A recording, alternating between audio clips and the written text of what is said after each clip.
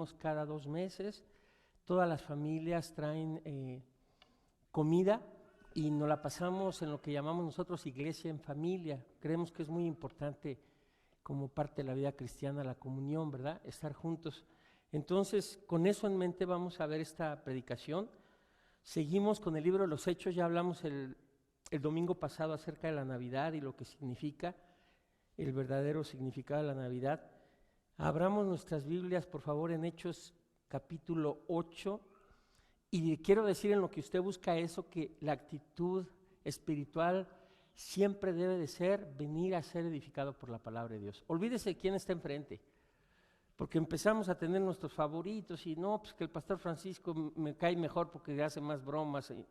Viene usted a oír la palabra de Dios y eso le pedimos al Señor cuando preparamos el mensaje, que entre en su corazón y que haga lo que tiene que hacer ahí, que es transformar, ¿verdad? Hechos capítulo 8, y le pido que me acompañe. Yo considero 40 minutos no más para este precioso mensaje que le vamos a sacar muchas aplicaciones. Rápidamente los meto en el contexto de lo que hemos estado enseñando. Terminamos el capítulo 7, en donde el capítulo termina con 2 jóvenes que tienen un impacto grandísimo en la iglesia primitiva. Uno es Esteban, es el primer mártir de la iglesia, y el segundo joven que aparece en el capítulo 7 al final es Saulo de Tarso, ni más ni menos que el gran apóstol Pablo, cuando se convierte al Señor. Hasta aquí Saulo de Tarso es perseguidor de la iglesia, ¿verdad? Entonces, en este capítulo 8, recordemos que ya hay una transición, ya hubo una gran persecución, y en esa gran persecución nosotros vemos que con el martirio de Esteban, él ora al final antes de morirse y dice: Señor, perdónalos, las mismas palabras que Jesús, porque no saben lo que hacen. Y al decir eso, seguramente, hermano, posiblemente Dios oye esa oración y perdona a Saulo de Tarso. Y lo perdonó y lo hizo un gran apóstol de Dios. Entonces, viene esa persecución que se lleva a cabo a través del apóstol Pablo, lo vamos a ver, de Saulo el perseguidor, y la iglesia es empujada a salir de Jerusalén. Recuerden que al comenzar el libro, en Hechos 1:8, que es el pasaje clave de todo el libro de los Hechos, dice: recibiréis poder y me seréis testigos, y dice 4 zonas: en Jerusalén, Judea, Samaria y hasta lo último la tierra. Y todas estas son aplicaciones para el día de hoy para nosotros, hermanos. Ya lo vimos: Jerusalén, nuestra casa; Judea, Samaria, que hoy vamos a hablar de Samaria. Escúcheme, esos que no te caen bien, ese vecino que lo vemos feo ahí en mi trabajo, en ese lugar que los vemos diferentes porque no son de nuestra clase social a lo mejor. Y a esos tenemos que alcanzarlos, hermano. Mire, hace tiempo Dios nos permitió, no digo alcanzar, pero nos permitió hacer una labor de evangelismo en un área donde es una cuestión muy difícil, hermano. Hay idolatría, la mayoría de las familias están solas, las damas, no hay papá, los hijos andan afuera en la calle, en lo que llaman aquí, no me pregunte por qué, pero así le dicen aquí, las gangas, o los gángsters, o los cholos, no sé pues, pero andan así los jóvenes. Entonces, uno de veras dice: híjole, pero ¿cómo? O sea, pues esa es Samaria, y eso es los que necesitamos alcanzar, hermano. Esa es la gente que necesitamos alcanzar. Entonces, la iglesia es empujada para afuera y comienza el evangelismo. Ya de aquí en adelante ya no hay Jerusalén, es Judea, Samaria y hasta lo último la tierra. Y aparece el primer evangelista, el primer misionero, el primer evangelista, que se llama Felipe. Mire, en los 80s, otra vez le cuento el testimonio de mi vida, pero yo recuerdo haber oído a Billy Graham. Impresionante, impresionante el Señor, cómo lo ha usado Dios por 30, 40 años en esta nación. Cruzadas enteras, cómo alcanzaba gente con una autoridad y con un poder predicaba. Y aquí nos encontramos al primer evangelista, que es, o sea, Billy Graham, un evangelista; Felipe aparece como el primer evangelista, ¿verdad? Recuerden que este es Felipe el diácono, no Felipe el apóstol, el diácono escogido en Hechos 6, cuando escogieron a los diáconos, y entre ellos estaba Esteban y Felipe, ¿verdad? Entonces es el mismo Felipe que comienza, Y nosotros vemos aquí que Dios manda a Felipe a Samaria. O sea, el día de hoy vamos a ver cómo Dios utiliza la vida de Felipe en Samaria. Gracias, mami. Cómo Dios utiliza la vida de Felipe en Samaria, cómo Dios le abre las puertas de Samaria y los corazones de los samaritanos para recibir salvación. Vamos a ver primero los primeros 4 versos del 5 al 8. Tenemos 3 porciones, después del 9 al 14 y luego del 15 en adelante. Dice así la palabra de Dios a partir del verso 5. Entonces Felipe, descendiendo a la ciudad de Samaria, les predicaba a Cristo. Y la gente unánime escuchaba atentamente las cosas que decía Felipe, oyendo y viendo. Escuche el orden: oyendo la palabra de Dios y viendo las señales que hacía. Porque de muchos que tenían espíritus inmundos salían estos dando grandes voces, y muchos paralíticos y cojos eran sanados, así que había gran gozo en aquella ciudad. Nos vamos a ir verso por verso de una manera muy, muy hermosa. Dice aquí en el verso 5 que Felipe, descendiendo a la ciudad de Samaria, esta ciudad de Samaria, hermano, cuando nosotros encontramos a los samaritanos, eran mestizos. La gente de Latinoamérica sabe lo que significa esto. En el reino del norte, cuando fueron cautivos por Asiria, se mezclaron los judíos con este grupo de asirios y de ahí salieron los samaritanos. Entonces, desde entonces y por otras razones, los judíos repudiaban, esa es la palabra, repudiaban a los samaritanos, al grado de que rodeaban 15 kilómetros para no pasar por Samaria. Y esto usted lo encuentra en el capítulo 4 del Evangelio de Juan, que Cristo va, y él sí va a Samaria, en el pasaje maravilloso con la mujer samaritana, ¿verdad? Entonces eran mestizos, y el ser samaritano era un término despectivo, racial. Había problemas raciales con los samaritanos, ¿verdad? Hoy nosotros, hermano, no vamos a Samaria. Le ponemos peros a esa gente que necesita del Señor, ¿verdad? Repito, por cualquier tipo de condición en que sean nuestros vecinos, Dios nos da la oportunidad, al igual que a Felipe, de tocar corazones y de compartirles el Evangelio. Hermanos, siéntase privilegiado. Dice 2 Corintios 5 que somos, escuche bien lo que es usted, embajador de Cristo. Embajador, o sea, uno que representa a Cristo. Miren nada más qué grande es. Y el canto que estábamos cantando al principio, el Espíritu Santo mora dentro de nosotros, hermano. Entonces, es un privilegio compartir del Señor, un privilegio compartir del Señor, ¿verdad? Bueno, entonces vemos que al descender a Samaria les predicaba, escuche, no a su iglesia, qué bueno que hagamos labor de vente a mi iglesia, que ahí se pone muy buena la cosa, pero les predicaba a Cristo. No hablaba de él, no hablaba de la iglesia, no hacía labor proselitista, pero les predicaba a Cristo. ¿Y sabe qué? Hoy en día, ¿cómo se necesita predicar a Cristo? Encuentra rollos y rollos en los sermones, en las predicaciones, y lo que la gente necesita escuchar es a Cristo. Y Cristo es evangelizar, presentarle a las personas la persona del Hijo de Dios como el único y suficiente Salvador, ¿verdad? Verso 6 dice, la gente unánime escuchaba atentamente las cosas que decía Felipe, otra vez oyendo y viendo las señales que se hacían. ¿Te imaginas cómo te puede usar Dios si le pides de corazón que te use para predicar en tu vecindario, para predicar a tu familia, a tu jefe de tu trabajo? Si empezamos a orar por esas razones, hermano, esas son razones que Dios honra. Ahí les va un pasaje que ahora que está de moda la teología de la prosperidad, ellos nunca mencionan, porque todo es que lo que pidas te lo va a dar Dios. Y Dios no es una lámpara de Aladino para cumplir berrinches. Dice 1 Juan 5, 12, 13 y 14, esta es la confianza que tenemos, que si pedimos de acuerdo a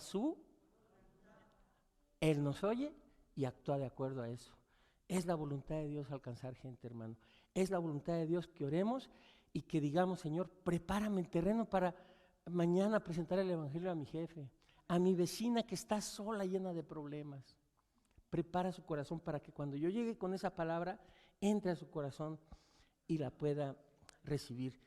Qué importante es que dice aquí, oyendo la palabra y viendo las señales en ese orden. Y mire lo que sucedía, versos 7 y 8. Porque muchos que tenían espíritus inmundos, salían estos dando grandes voces. Y muchos paralíticos y cojos eran sanados, así que había gran gozo en aquella ciudad. Recordemos que en el libro de los Hechos, de una manera soberana, otra cosa importantísima, la soberanía de Dios, Dios le plujo, yo sé que esta palabra nunca la he oído porque yo nunca la había oído antes, le plujo quiere decir, no quiero decir le dio la gana, pero Él quiso que así fuera. Dios le plujo que durante el libro de los Hechos hubiera grandes señales y prodigios, grandes, como tal vez en ninguna época, además del ministerio de Cristo, ¿verdad?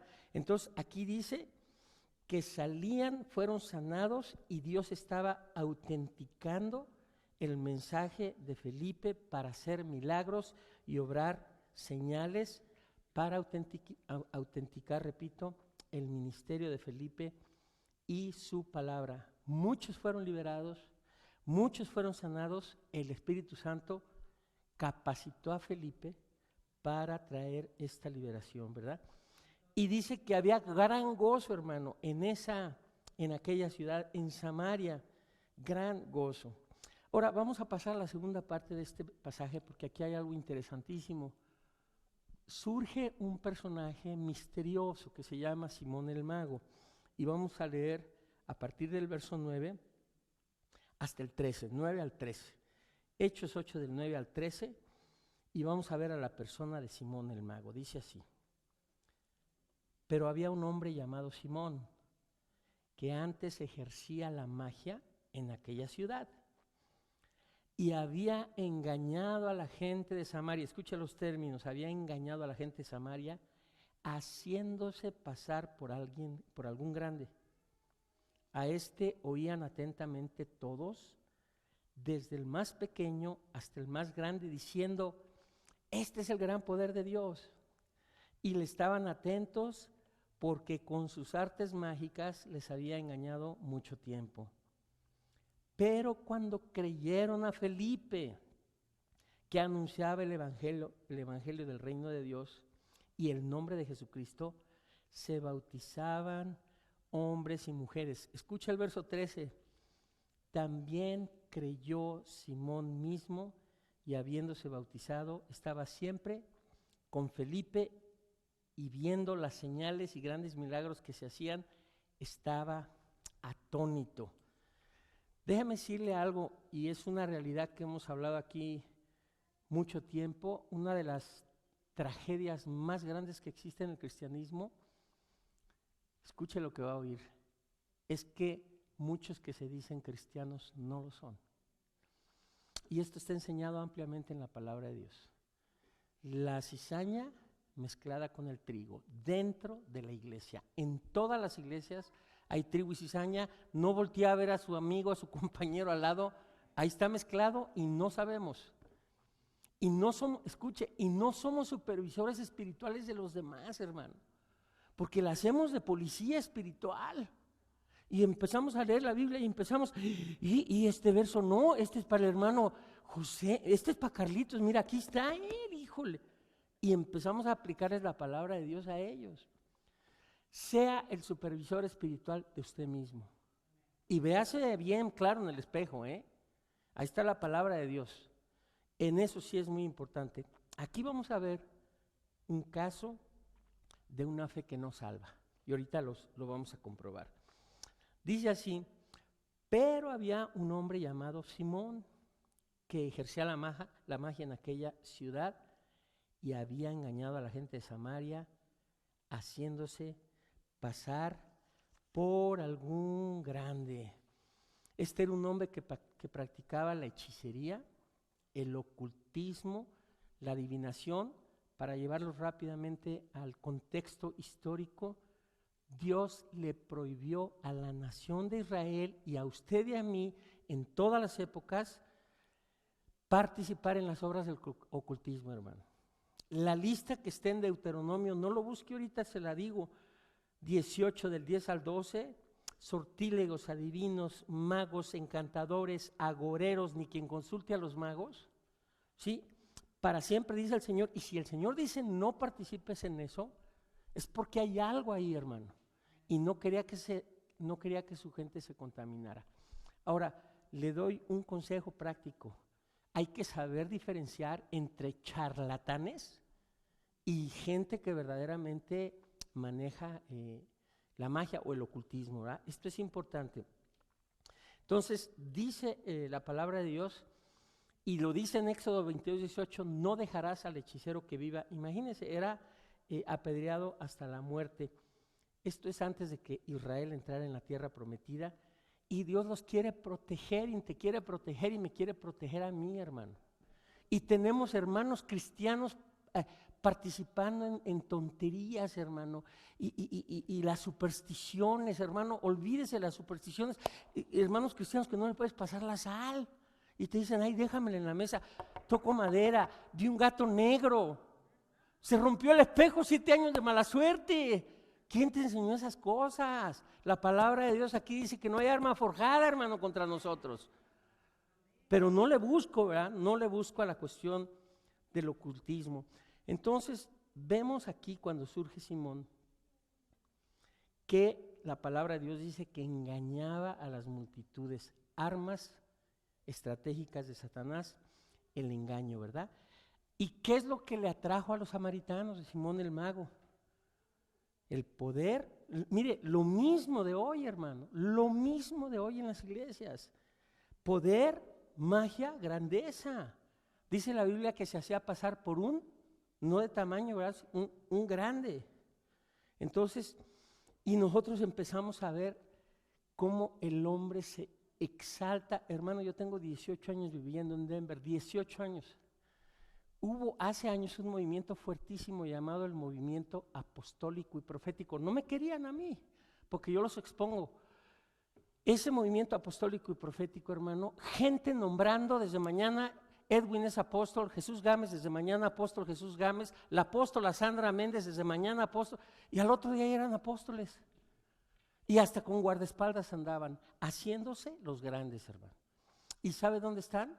Salieron, se fueron, ya no existen, porque no quiero decir una mala palabra, perdóname, Señor, el dirigente, el que los guió a todo esto, tuvo problemas gravísimos y se fue, y nadie sabe dónde está. Y todos los que nombraron apóstoles, pues ya no son apóstoles, ya son normales, ¿verdad? Esto sucede el día de hoy, hermano. Ahí en la mesa de materiales le puse 15 copias de indicadores de una iglesia sana. Importantísimo que usted conozca indicadores de una iglesia sana, hermano. Y también hay indicadores de falsos apóstoles, obreros fraudulentos que únicamente buscan ganancias deshonestas, ¿verdad? Y podría quedarme aquí 2 horas, hermano, agua hecha vino, oro que cae del cielo, estuvo de moda, hermano. Y le decíamos, hermano, pero mira, por favor, es que ni siquiera es oro y lo pusieron en la noche ahí en la silla. O sea, increíble la gente creyendo en estas cosas, ¿verdad? Distinguir todas estas cosas. Entonces, oían todos atentamente, desde el más pequeño al más grande, los tenía cautivos, y mire lo que decían, este es el gran poder de Dios, creyendo que era de Dios. Y acuérdese que no todo lo sobrenatural viene de parte de Dios, ¿verdad? Entonces, todas estas cosas, hermano, hay que tener mucho cuidado con amuletos, con hechicería, con mediums, porque abrimos puertas en el mundo del ocultismo, ¿verdad? Igual que las drogas comienza con toda la gente drogadicta, esclava de niveles ya fuertes de cocaína, de heroína, comenzaron con un cigarrillo de marihuana y comenzaron de a poquito y comenzaron por aquí y es exactamente lo mismo, aquello avanza, ¿verdad? Ahora mire lo que pasa en el verso 12, dice, cuando creyeron a Felipe, que anunciaba el evangelio del reino de Dios y el nombre de Jesucristo, se bautizaban hombres y mujeres, y escuche lo que hace Simón. También creyó Simón mismo y habiéndose, o sea, se bautizó, y habiéndose bautizado, estaba siempre con Felipe y viendo las señales, este hechicero mago, viendo las señales y grandes milagros que hacía Felipe, estaba atónito, estaba atónito. Ahorita vamos a ver que esta fe fue una fe falsa, fue una fe que nada más era de profesar, porque lo vemos en varias partes de la Biblia que dice Jesús en Juan 2, muchos creyeron, pero Jesús no se fiaba de ellos porque conocía sus corazones. Y ahorita vamos a ver lo que pasa en el corazón de este ser que se llama Simón el mago. Y aunque se bautizó, escuche bien, hay una aplicación aquí, aunque se bautizó, y qué bueno que te bautices, hermano, es una ordenanza. Y por cierto, lo tengo que decir, el bautismo no trae la salvación. Hay algunos grupos que dicen que el bautismo es necesario para la salvación, porque si no te bautizas, entonces no eres salvo. Entonces, ¿para qué murió Cristo en una cruz si te tienes que meter al agua para ser salvo? Qué bueno que nos bauticemos, es necesario bautizarnos, es importante bautizarnos, pero ese bautismo no trae la salvación. Y Simón hizo una aparente conversión, hermano, aquí está la enseñanza y la aplicación. Las acciones externas, ceremonias religiosas, no son evidencia de una fe verdadera. No son evidencia de una fe verdadera, ¿verdad? Y ese es el mensaje, el tema de hoy, una verdadera transformación, ¿verdad? Se le pega a Felipe. ¿Usted sabe por qué se le pegó? Porque aquí dice, y no se le despegaba. Estaba siempre con Felipe. ¿Sabe por qué? Para copiarle. ¿Usted sabe que los magos se copian los trucos? O sea, él vio a Felipe y dijo, le tengo que copiar algo. Este hace señales gruesas, ¿verdad? Entonces se puso con él todo el tiempo para ver qué tanto podía tomar de Felipe, ¿verdad? Vámonos a la tercera porción, hermano, a partir del verso 14, y sucede algo muy peculiar. Hay una confirmación de parte de los líderes que tienen que ir a checar qué está pasando en Samaria. Mire lo que dice el verso 14 en adelante. Dice, cuando los apóstoles que estaban en Jerusalén oyeron que Samaria había recibido la palabra de Dios, enviaron allá a Pedro y a Juan, los cuales, habiendo venido, oraron por ellos para que recibieran al Espíritu Santo. Me detengo ahí porque está profundo este pasaje, ¿eh?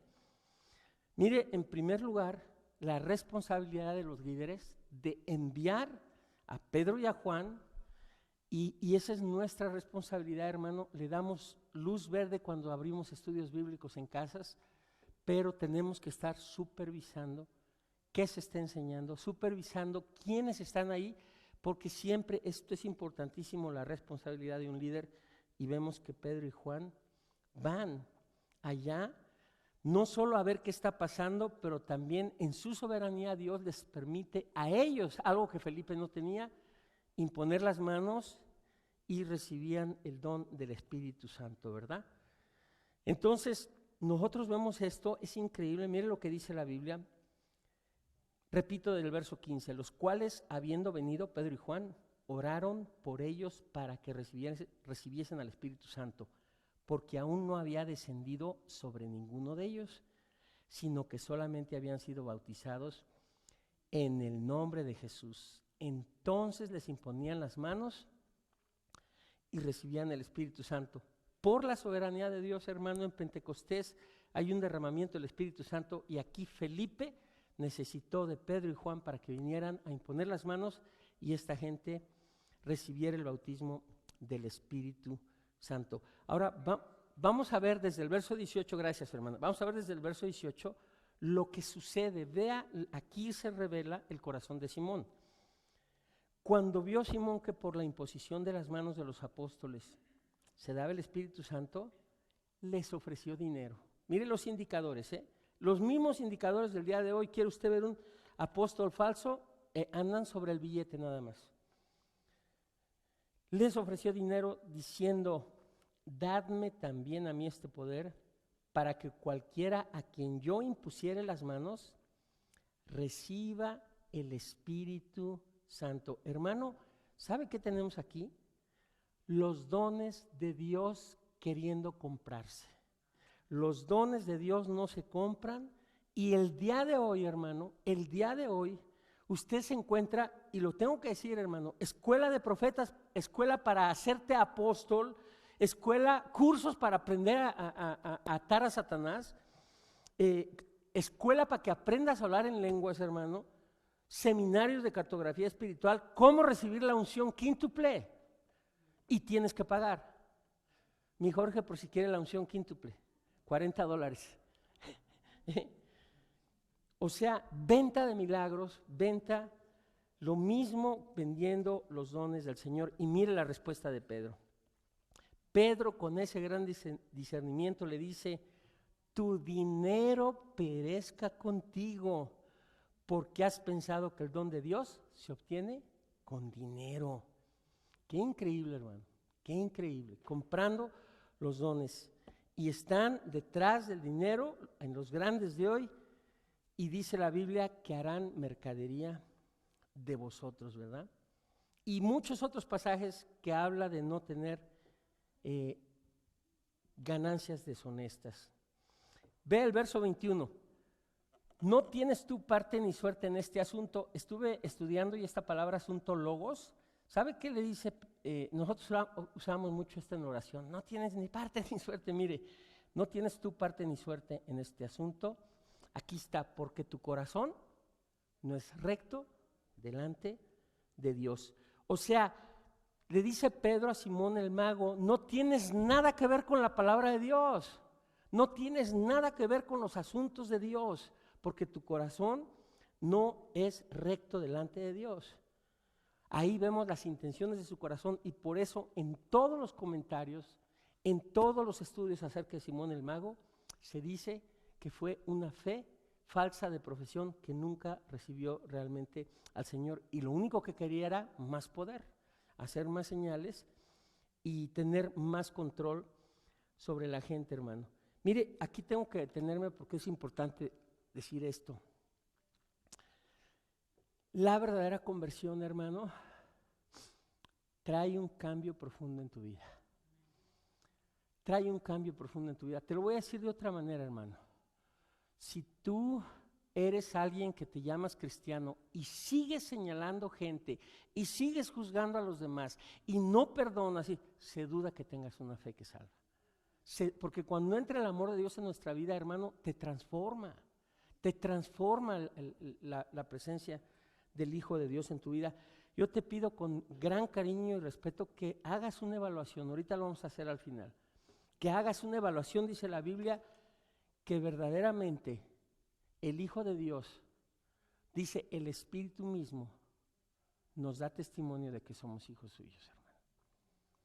Hay pasajes durísimos en Mateo 7, donde muchos que se digan cristianos va a llegar el día de la tragedia y van a oír estas palabras: Señor, Señor, no profetizamos en tu nombre, no echamos fuera demonios, no hablamos en lenguas, no hicimos todo, nunca os conocí, hacedores de maldad.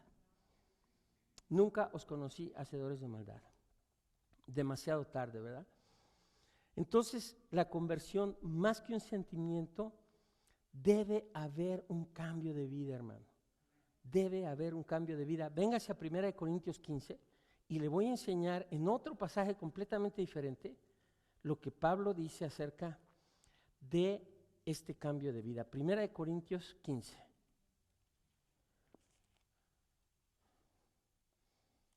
Versos 1 y 2. En el contexto de la resurrección, pero mire lo que dice el Señor a través de Pablo. Os declaro, hermanos, el evangelio que os he predicado, hablándole Pablo a los Corintios en el capítulo 15, el cual también recibisteis, en el cual también, aquí está, perseveráis, por el cual asimismo, si retenéis la palabra que os he predicado, sois salvos si es que no creísteis en vano. Si es que no creísteis en vano. Y Pablo les está diciendo a estos hermanos que no creían en la resurrección. Hermanos, si realmente creíste tú en el Señor, la resurrección es la piedra fundamental del cristianismo, ¿verdad? Estaban negando la resurrección y Pablo les dice, no, hermanos, de ninguna manera. Si ustedes no creen en la resurrección, no creen en la palabra de Dios y no mantienen sus convicciones firmes, se duda de su salvación. Se duda de su salvación. Puede que sea una fe intelectual, nada más. Y así hay muchos pasajes en la Biblia donde casi un señor le dice a Pablo, casi me convences, imagínate nada más. Una creencia intelectual y Pedro le dijo, tu problema está en tu corazón. Yo no sabía, pero usted busca en la historia de la iglesia, esto no se lo sabe ni Jesús Vázquez, el historiador, escuche lo que dice, se llama simonismo. Simonismo, ¿sabe qué es? La compra, esto es increíble, la compra y venta de cosas espirituales a partir de este pasaje. Y ahí está, incluye cargos eclesiásticos, hermano. Los principales de la época medieval decidían a quién le daban un puesto espiritual y a quién no, con dinero. Increíble. Al grado de que designaban incluso a los papas. Este es lo que se conoce, y cuando Armando predicó esto yo no lo conocía, como la doctrina de los nicolaitas. La gente gobernando la iglesia, la gente diciendo, quítame ese pastor, pon a este otro, ese es mi cuate, venga para acá, usted es anciano. ¿Qué es esto? Cuando es Dios el que llama y escoge, ¿verdad?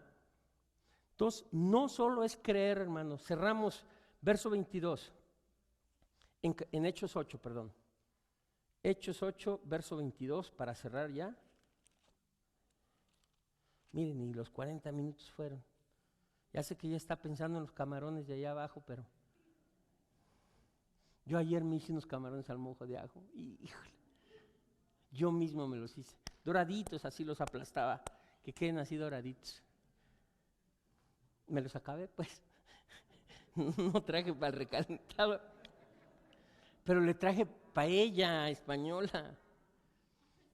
Ok, Hechos 8, capítulo 8, verso 22, dice, ahí le va lo que le dice Pedro, arrepiéntete pues de esta tu maldad. Esto está precioso, hermano. Arrepiéntete pues de esta tu maldad y ruega a Dios. ¿A quién le dice Pedro que ore?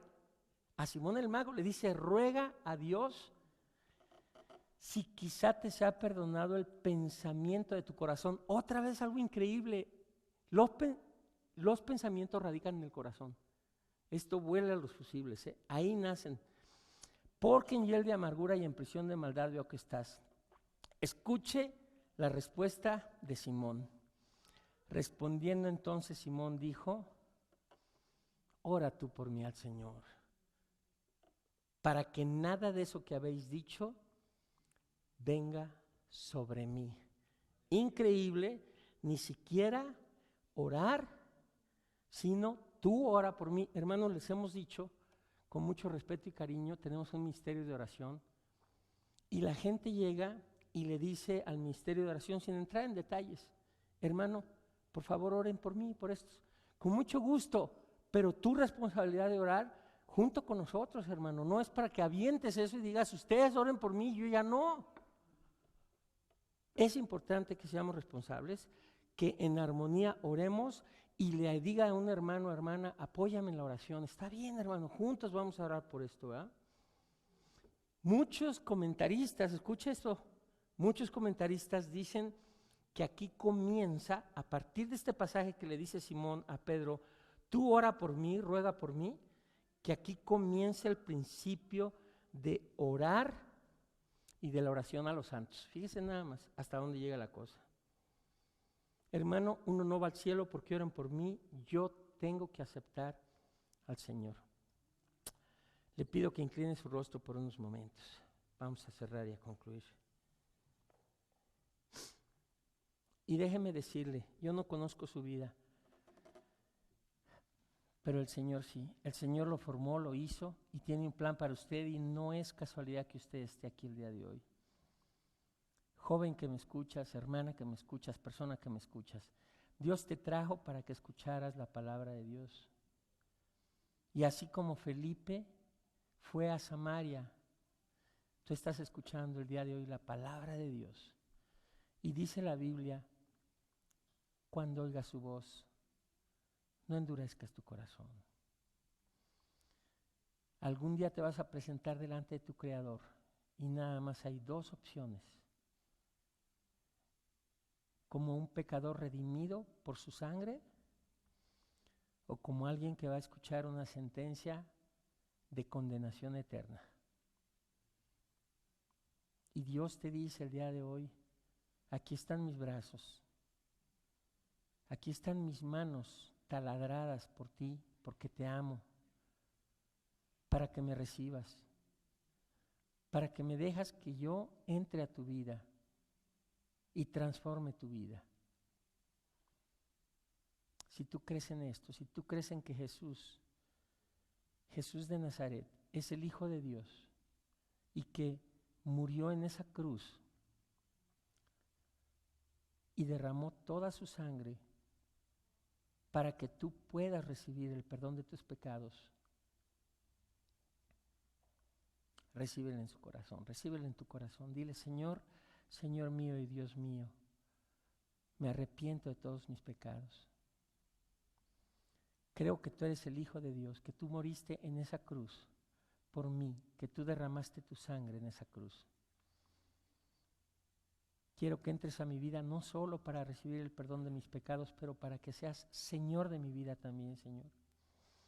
Y que me guíes y me ayudes y comience yo a estudiar tu palabra y tenga propósito en esta vida. Te damos gracias, Señor, por tu palabra. Gracias. Gracias, Señor, por lo que tú hiciste, por tu presencia en nuestras vidas, Señor. Señor, te quiero dar gracias por la Iglesia Vida Nueva para Denver, de la cual tú me pusiste como pastor y no merezco, Señor, pero así te plujo a ti. Te doy gracias por la vida de toda la gente, de todos mis hermanos, de toda la gente que hemos conocido, mi esposa y yo, que han enriquecido nuestras vidas, Señor, de la oportunidad de conocerles, Señor. Te pido que sigas obrando en sus vidas, en sus familias, Señor, en sus matrimonios, con sus hijos, Señor. Que hagan un compromiso serio contigo, Señor, para que juntos seamos parte en la edificación de esta iglesia, Señor. Los bendecimos, Padre. Gracias por este año 2016. Estamos en deuda contigo, Señor, tanto que has hecho con nosotros. Y a veces hasta nos quejamos, Señor. Perdónanos por quejarnos, Señor, por cuestionar tu bondad, tu misericordia, Señor. Gracias por todas las cosas que vivimos en este 2016, Señor, aun las que no nos parecieron buenas, porque a través de ellas nos hiciste crecer, Señor. Y queremos ser más fuertes para enfrentar todo lo que venga en el 2017, siempre reconociéndote, Señor. Como dice tu palabra, reconócelo en todos sus caminos. Queremos reconocerte en todos los caminos, Señor. Queremos doblar la rodilla de nuestro corazón, Señor, delante de ti. Queremos depender de ti, Señor. Te pido que nos sigas dando sabiduría para poder tomar las decisiones más correctas, Señor.